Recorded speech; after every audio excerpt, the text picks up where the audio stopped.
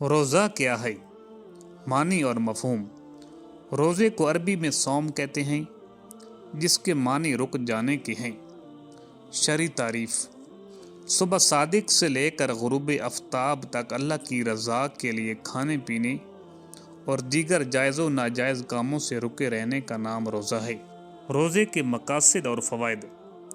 تقویٰ کا حصول: روزے کا اصل مقصد انسان میں تقویٰ اور پرہیزگاری پیدا کرنا ہے۔ کردار سازی: روزہ انسان کی شخصیت اور کردار کو مضبوط بناتا ہے اور اس کے ارادوں میں پختگی لاتا ہے۔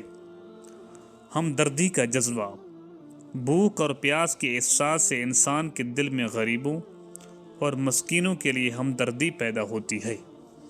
شکر گزاری: بھوک کا احساس اللہ کی دی ہوئی نعمتوں کی قدر اور شکر گزاری کا جذبہ پیدا کرتا ہے۔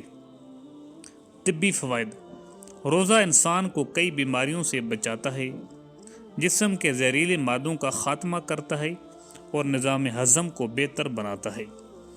روزے کے اہم احکامات اور سنتیں۔ افطاری: سورج غروب ہوتے ہی جلد افطار کر لینا چاہیے، اس میں دیر نہیں کرنی چاہیے۔ افطار کا طریقہ: روزہ کھجور سے افطار کرنا سنت ہے، اگر کھجور نہ ہو تو پانی سے افطار کر لیں۔ دعا: افطاری کا وقت دعا کی قبولیت کا ہوتا ہے، اس وقت خوب دعائیں کرنی چاہیے۔ سحری کی اہمیت: سحری ضرور کھانی چاہیے کیونکہ اس میں برکت ہے۔ حدیث کے مطابق مسلمانوں اور اہل کتاب کے روزوں میں سحری کا ہی فرق ہے۔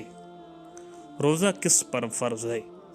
رمضان کے روزے ہر عاقل، بالغ اور صحت مند مسلمان پر فرض ہے، تاہم جو لوگ بیمار ہوں یا سفر میں ہوں انہیں روزے مؤخر کرنے کی اجازت ہے۔